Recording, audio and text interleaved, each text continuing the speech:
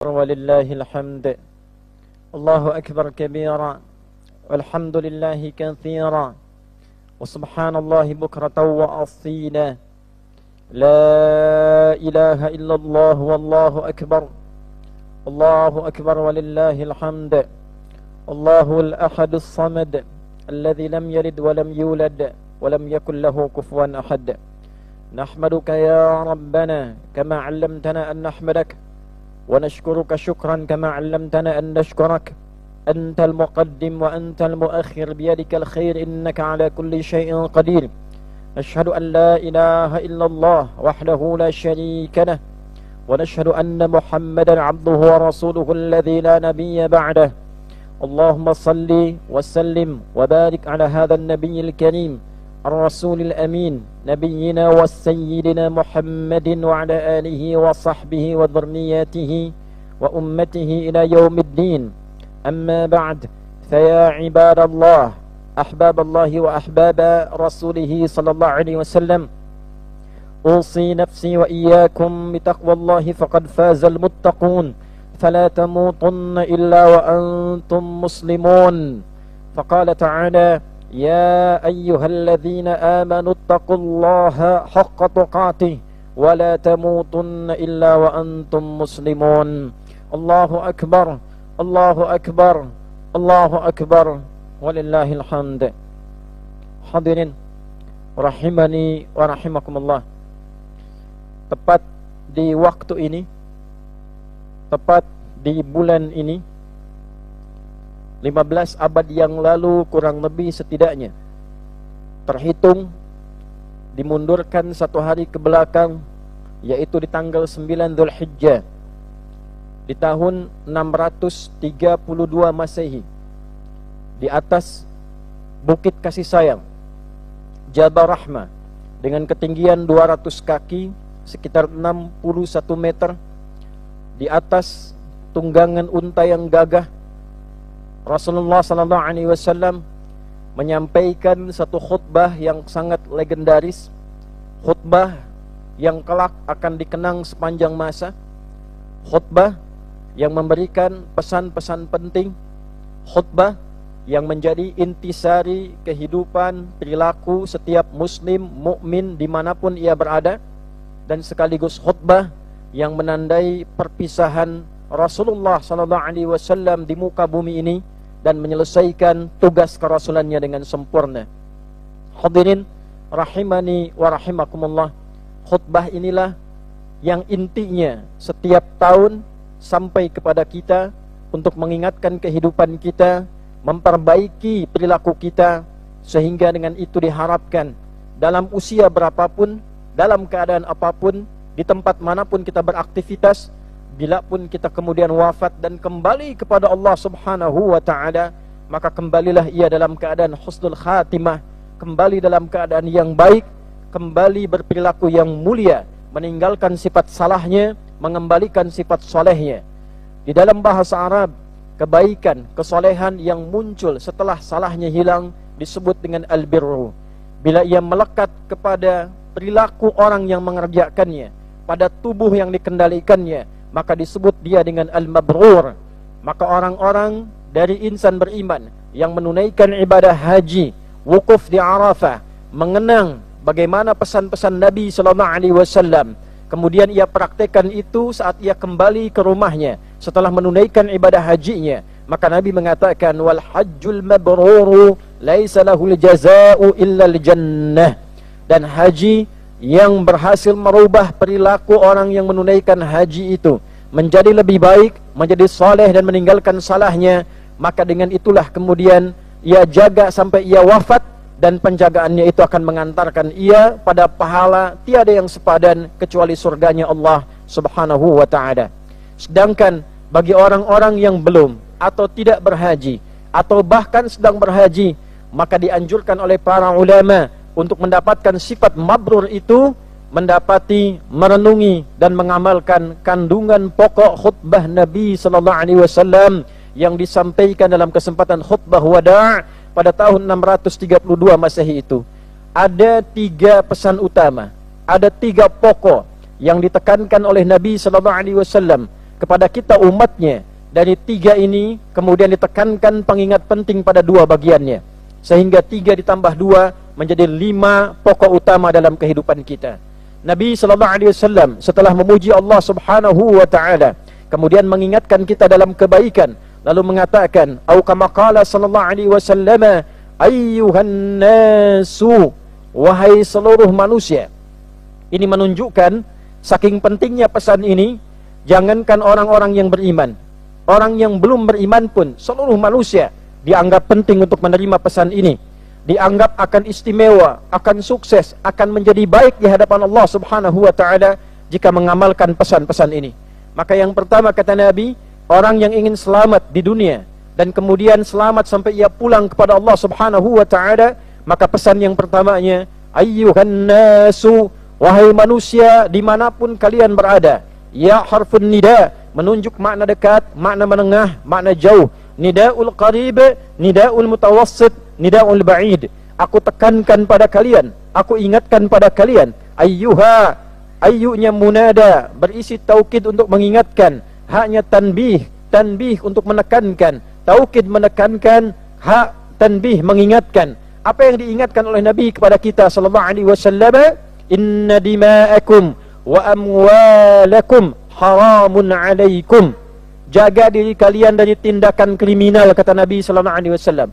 Aku tekankan pada diri kalian, hiduplah dengan baik, jangan bermaksiat. Inna dima'akum, jangan sampai ada maksiat tertinggi sampai dengan menumpahkan darah, sampai dengan ada yang terluka. Ini menunjukkan bahwa Islam itu agama kasih sayang. Khutbah pertama yang dibuka oleh Nabi sallallahu alaihi wasallam, pesan pertamanya dalam khutbatul wada menekankan bahwa Islam agama kasih sayang, rahmatan lil alamin. Pemeluknya berkasih sayang, pemeluknya penuh sifat kasih dan sayang. Bahkan ditegaskan dalam kesempatan lain dalam Quran surah ke-48 di ayat ke-29 disebutkan sifat umat Nabi Muhammad sallallahu alaihi wasallam yang utama, Muhammadur Rasulullah walladzina ma'ahu asyidda'u 'alal kuffar ruhama'u bainahum. Muhammad sallallahu alaihi wasallam adalah utusan Allah yang terbaik.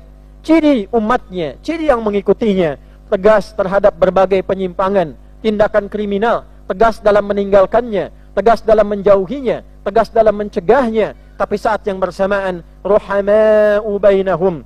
Mereka adalah manusia yang berkasih sayang. Mereka adalah manusia yang saling menyayangi, yang saling menyasihi. Inna dima'akum wa amwalakum haramun alaikum. Maka perihalalah diri kalian, perihalalah perilaku kalian, kata Nabi sallallahu alaihi wasallam, termasuk cara mengelola harta kalian. Cara mengelola harta, jangan korupsi, jangan menipu, jangan menyogok, jangan menyimpang, jangan tipu-tipu, jangan melakukan tindakan kriminal. Haramun alaikum, diharamkan oleh Nabi sallallahu alaihi wasallam di lisan beliau yang mulia, dan menggunakan kata ala untuk sangat menekankan, sangat-sangat diharamkan untuk kalian. Maka bagi kita, siapapun, apapun jabatannya, apapun sifatnya, pada hari ini sadarilah, bagi seorang anak jangan menyimpang, jangan kriminal pada kedua orang tuanya. Bagi orang tua jangan kriminal kepada anak-anaknya. Di hadapan Allah dipertanggungjawabkan. Jangan bermaksiat kepada Allah dengan durhaka pada orang tua. Jangan bermaksiat kepada Allah dengan menyia-nyiakan anak setelah diberikan karunia-Nya. Sebagai pejabat, jangan korupsi, jangan menyogok, jangan menipu. Sebagai orang yang merasa banyak harta, jangan menyimpang dalam harta. Gunakan harta dengan cara yang baik. Jangan berbuat kriminal. Ka hurmati yaumikum hadza wa syahrikum hadza wa fi biladikum hadza ay wa fi baladikum hadza atau kama qala sallallahu alaihi wasallam. Maka keharaman itu ditetapkan, kata Nabi sallallahu alaihi wasallam, seperti haramnya hari ini. Karena itulah kemudian disebut orang yang mengenakannya, mengenakan pakaian ihram, disebut dengan muhrim. Pakaiannya ihram, hukumnya disebut haram. Setelah mengenakan kain ihram, dia merasa, dia dituntun, dia dipedomani untuk meninggalkan segala yang haram. Maka orang yang mengenakan kain ihram, sejatinya dia berjanji kepada Allah untuk meninggalkan segala yang diharamkan oleh Allah dan Rasulnya. Seperti di hari itu dia komitmen, di Arafah hari yang suci, di bulannya bulan yang suci, di negerinya negeri yang suci. Maka dengan kesucian negeri itu, dengan kesucian hari itu, dengan kesucian bulan itu, maka merubah perilaku kita pun menjadi suci, bagian dari tekad kita di hadapan Allah Subhanahu wa taala. Artinya, jika ada orang yang sengaja melanggar kesucian pedoman Nabi ini, melakukan tindakan kriminal dengan matanya, lisannya, telinganya, sampai kakinya, dengan hartanya, sama saja ia menodai kehormatan hari yang suci Arafah. Ia menodai kehormatan bulan Dzulhijjah. Dia menodai kehormatan negeri Mekah yang benar-benar dijaga oleh Allah Subhanahu wa taala dan Rasulnya sallallahu alaihi wasallam. Ila an talqaw rabbakum, kata Nabi, jagalah itu semua sampai kita wafat, sampai kita kembali berjumpa dengan Allah Subhanahu wa taala. Maka kalimat yang terakhir ini dari pesan yang pertama, hadirin, saudara-saudariku, Nabi menyadarkan kita bahwa satu saat kita akan pulang kembali kepada Allah Subhanahu wa taala. Itulah sebabnya kenapa para jemaah haji mengenakan kain yang disebut dengan ihram, yang laki-laki 2 lembar saja, warnanya putih, gambaran dari kafan. Pada hakikatnya itu adalah gambaran kehidupan kita. Walaupun tidak kita kenakan sekarang, kita akan berkafan. Satu saat kita akan katakan labbaik Allahumma labbaik. Kami penuhi panggilan-Mu ya Allah. Allah panggil kita pulang. Allah panggil kita kembali. Inna ilaina iyabahum, thumma inna alaina hisabahum. Sungguh kalian semua akan kembali kepada kami, kata Allah, dan pasti akan dihisab. Dan dalam hisab itulah jangan sampai kita celaka. Yang pejabat pasti akan kembali kepada Allah. Hindari perbuatan maksiat. Anda sudah kaya, Anda sudah punya kedudukan, dititipkan oleh Allah kedudukan itu untuk mencari amal saleh. Maka carilah amal soleh dengan tangan Anda, dengan tanda tangan Anda, dengan pena Anda, dengan keputusan Anda. Karena kekayaan sudah Anda dapatkan, materi dunia sudah Anda raih, kedudukan sudah Anda dapatkan. Yang belum tentu diraih adalah kedudukan akhirat, jabatan akhirat, bekal akhirat. Maka gunakanlah kedudukan itu untuk mencari ridha Allah Subhanahu wa taala.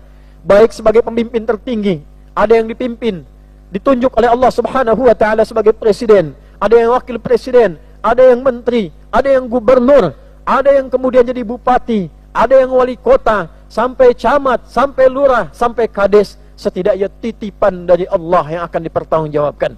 Bagi yang merasa kaya, bagi yang disebut dengan crazy rich, bagi yang disebut orang-orang yang luar biasa dehef, punya banyak harta, Anda sudah kaya, dunia Anda dapatkan, materi Anda raih, tapi ila antal qaw rabbakum, kata Nabi sallallahu alaihi wasallam, jaga perilaku Anda sampai Anda pulang kepada Allah Subhanahu wa taala.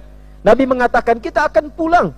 Yang belum kaya itu bekal akhiratnya, yang belum siap itu bekal akhiratnya, yang belum jelas kedudukan akhiratnya. Apakah kekayaan dunia ini akan mengantarkan kita pada keselamatan dan kekayaan akhirat?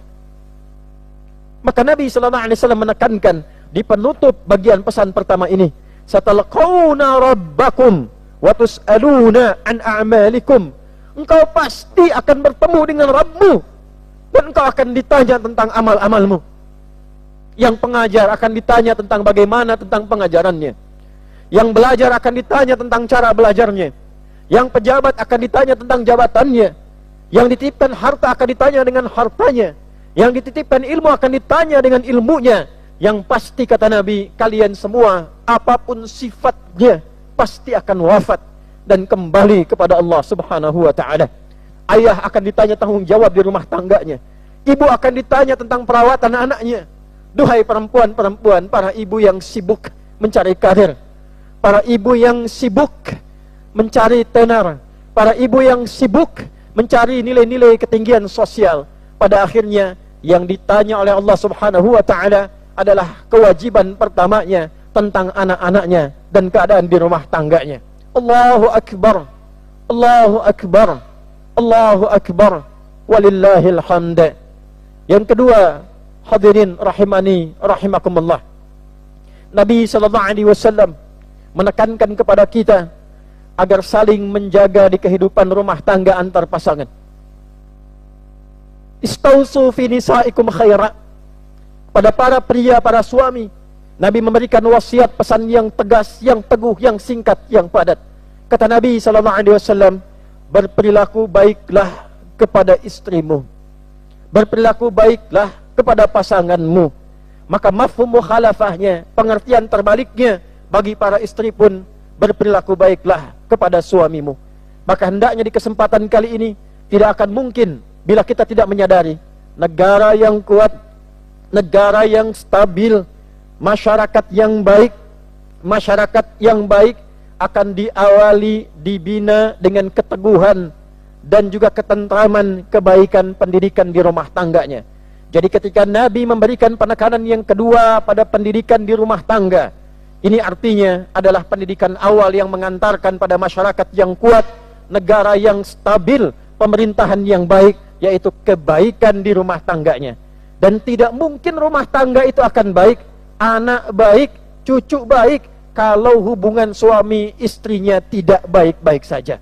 Maka kenalilah saat ini sebagai seorang suami, apa hak dan kewajiban suami. Jangan-jangan belasan tahun, puluhan tahun menjadi suami, tidak paham tentang tugas pokok suami itu apa. Demikian pula bagi istri, sudah belasan tahun, puluhan tahun berumah tangga, belum mengerti hak dan kewajiban tentang istri yang diberikan, yang ditekankan, yang dibuat, dihadirkan oleh Allah Subhanahu wa taala dan dijelaskan oleh Rasulullah sallallahu alaihi wasallam, bahkan dipraktekkan dalam kehidupan beliau. Bahkan oleh Allah diizinkan menikah dengan lebih dari 4 perempuan untuk menunjukkan inilah seluruh karakter perempuan di muka bumi yang akan dihadapi oleh para suami. Maka bagaimana cara belajar merawat mereka? Bagaimana cara istri berbakti kepada suami? Demikian bagaimana cara suami menyayangi istrinya, merawatnya. Demikianlah kemudian penting untuk kita pelajari. Allahu Akbar, Allahu Akbar, Allahu Akbar. Boleh jadi jika ada masalah di rumah tangga, apalagi masalah itu mengantarkan seringkali bukan hanya pada percecokan, tapi juga seringkali mengantarkan pada hal yang tidak disukai Allah dan Rasulnya, pada perpisahan.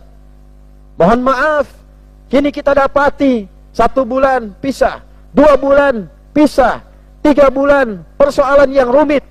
Boleh dicek, mungkin bukan karena kurang banyaknya harta, karena banyak yang hidupnya glamor, banyak yang hidupnya berlimpah harta, berpisah pula. Bukan pula karena kedudukan, karena boleh jadi suaminya punya kedudukan yang kuat, istrinya bahkan anak dari orang yang terpandang, tapi berpisah juga. Mungkin boleh jadi yang kurang adalah pengenalan terhadap ilmu berumah tangganya, kurang kenal hak dan kewajibannya, dan kurang paham bahwa dengan berumah tangga itu amanah dari Allah yang satu saat akan dihisab di hadapan Allah Subhanahu wa taala. Suami akan dihisab, istri akan dihisab, anak-anak akan dihisab. Yang dengan itulah kemudian kita diminta belajar, dipesankan oleh Nabi sallallahu alaihi wasallam. Sekali lagi, negara itu akan kuat, masyarakat itu akan kuat bila kehidupan keluarganya kuat, bila suami istrinya kuat. Maka pesan yang kedua, jagalah kekuatan dan kehidupan serta tunaikan hak-hak di rumah tangga. Allahu Akbar, Allahu Akbar, Allahu Akbar walillahil hamd. Hadirin yang ketiga, dengan cepat Nabi sallallahu alaihi wasallam memberi pesan kepada kita agar berhati-hati dengan penyakit-penyakit sosial yang pokok. Di antara penyakit sosial yang pokok itu salah satunya ada yang terkait dengan persoalan ekonomi. Bila ini terjadi maka ekonomi akan goncang. Di negara itu akan terganggu, kehidupan rumah tangga juga akan terganggu. Apa di antara yang mengantarkan pada kegoncangan ekonomi itu? Yang terganggu kemudian kehidupan sosialnya, yang berdampak pada ketenangannya, ekonomi terganggu, lapar didapatkan, kriminal muncul, keamanan hilang, ibadah goyang. Maka kata Nabi, berhati-hatilah dengan riba dan segala jenisnya. Riba dan segala jenisnya. Utang piutang yang tidak jelas bisa menghasilkan riba. Dulu transaksinya berlangsung secara langsung, on-site, disebut dengan offline. Sekarang ada online, yang dengan riba mengantarkan pada tipu-tipu, kemudian berkembang kepada judi, berkembang pada kerusakan sistemik, menghancurkan ekonomi negara, menghancurkan ekonomi keluarga, terjadi tindakan kriminal karena judi online, pinjaman online yang marak dengan riba, yang bahkan salahnya difasilitasi, yang dengan itu terjadi apa? Keresahan sosial. Baru sadar ketika terjadi pembunuhan, ketika anak durhaka kepada kedua orang tuanya, ketika beras di rumah hilang, ditukar dengan sesuatu untuk dipakai judi. ketika kendaraan hilang, ketika rumah digadaikan, ketika istri membakar suami, ketika orang tua kehilangan anak, ketika organ tubuh digadaikan. Maka salah satu sebabnya adalah sebab goncangnya kehidupan ekonomi di keluarga, pribadi, bahkan pemerintahan dan negara karena sifat riba ini. Maka belajarlah tentang masalah ini. Karena kalau riba sudah datang, riba sudah hadir, muncul penyakit-penyakit turunan yang lainnya. Selain judi, selain pinjaman yang tak terkendali, muncul juga masalah lain, prostitusi, muncul juga miras. Jika sudah minuman keras hadir, jika sudah zina hadir, jika sudah riba hadir, maka tunggulah saat-saat kegoncangan, kehancuran bila tidak segera diperbaiki. Alhamdulillah, Indonesia dilindungi oleh Allah Subhanahu wa taala dengan lapis-lapis rahmat dan berkahnya. Kita merdeka dengan kalimat Allahu Akbar. Di pembukaan undang-undang kita katakan atas berkat rahmat Allah yang Maha Kuasa, setiap keputusan pejabat dari presiden sampai ke bawah, keputusan pertamanya ditandatangani, kopnya bintang menunjukkan ketuhanan yang Maha Esa, padi dan kapas keadilan sosial bagi seluruh rakyat Indonesia. Untuk adil secara sosial harus didasarkan pada ketuhanan yang Maha Esa. Maka setelah itu dengan rahmat Tuhan yang Maha Esa, kita masih punya Allah, kita masih bertuhan, ulama-ulama menyebar. Maka ini sudah saatnya, jika menginginkan Indonesia emas 2045, 20 tahun ke depan, maka sadarlah wahai umat Indonesia, khususnya umat Islam yang sekarang beridul adha, kembalilah kepada pedoman yang benar, belajarlah kepada ulama-ulama yang benar, kembali lagi bertuhan yang Maha Esa, yang dalam keyakinan kita ketuhanan yang Maha Esa adalah qul huwallahu ahad. Katakan pada hati kita, sampai hati kita merasa, sampai jiwa kita punya komitmen qul huwallahu ahad. Katakan, tidak ada Tuhan yang layak disembah kecuali yang Esa itu, yaitu Allah. Bagaimana bertuhan benar dengan Allah? Bagaimana beriman yang benar? Belajar pada ulama yang benar. Maka Nabi SAW pada pesan yang keempat menyampaikan, telah aku tinggalkan pada kalian dua pusaka utama, yang bila kalian berpegang teguh pada dua hal itu, berpegang teguh artinya belajar yang benar, Qur'annya bukan sekedar dibaca, praktekan. Karena Quran itu akan terasa benar, terasa indah, terasa nyaman, berhasilnya, mukjizatnya ketika diamalkan. Dibaca ada pahala, dibaca ada ketenangan, tapi ketika diamalkan, disitulah inti kebenaran Al-Quran. Was-sariqu was-sariqatu faqta'u aydiyahuma. Para pencuri, para koruptor itu buat hukum yang ketat supaya tangannya terpotong, tidak korupsi lagi. Kalau perlu potong tangannya, karena tidak mungkin ada orang yang tidak ingin kehilangan tangannya. Tidak mungkin ada orang yang ingin kehilangan tangannya. Tidak mungkin ada orang ingin kehilangan nyawanya. Maka buat hukum yang memotong tangan supaya tidak korupsi lagi, yang memotong kaki supaya tidak melangkah kepada tindakan yang dibenci lagi. Maka dari itulah belajar Quran dengan benar. La yasru qaum min qaum. Kalau cuma dibaca jangan saling mencela, ada pahala. Tapi ketika diamalkan jangan saling mencela, terasa indah kenikmatan berislam, berkasih sayang, berkata-kata yang baik. La yaghtab ba'dukum ba'dha. Jangan buat hoax, jangan bergibah. Itu baru dibaca, ada pahalanya. Tapi kalau dipraktekan, tidak ada yang gibah, tidak ada yang pasang status yang buruk, tidak ada yang cela orang. Itulah baru terasa keindahannya Islam. Hadirin, Allahu Akbar, Allahu Akbar, Allahu Akbar. Saatnya kita kembali kepada pedoman Al-Quran dan Sunnah. Al-Quran firman Allah, Sunnah praktek yang ditunjukkan oleh Rasulullah SAW. Maka cara kembalinya bukan sekedar dengan slogan kembali pada Quran dan Sunnah, atau ikut kajian dengan nama-nama Quran dan Sunnah. Bukan demikian caranya. Caranya diatur oleh Nabi SAW. Wa innal ulama'a warathatul anbiya'i wa innal anbiya'a lam yurithu dirhaman wala dinaran walakinnahum warathul ilma. Sungguh para ulama yang benar itu, itulah pewaris Nabi. Jadi kalau ingin belajar Al-Quran dan Sunnah yang benar, belajarlah pada ulama yang benar. Cari ulama yang benar. Siapa ciri ulama yang benar? Di antara cirinya kata Nabi, wa innal anbiya'a lam yurithu dirhaman wala dinara. Nabi-nabi itu tidak mewariskan dirham dan dinar, tidak mencari fulus, tidak mencari cuan, tidak mewariskan uang. Walakinnahum warathul ilma. tapi mereka mewariskan ilmu yang jujur, ilmu yang ikhlas, ilmu yang benar. Maka carilah ulama-ulama yang tidak materialistik, yang sedikit-sedikit tanya amplop, sedikit-sedikit hitungan bagaimana didapatkan bayarannya, sedikit-sedikit pasang tarif. Maka carilah ulama-ulama yang benar, mengajarkan ilmu yang benar dengan keikhlasan, dengan kebenaran.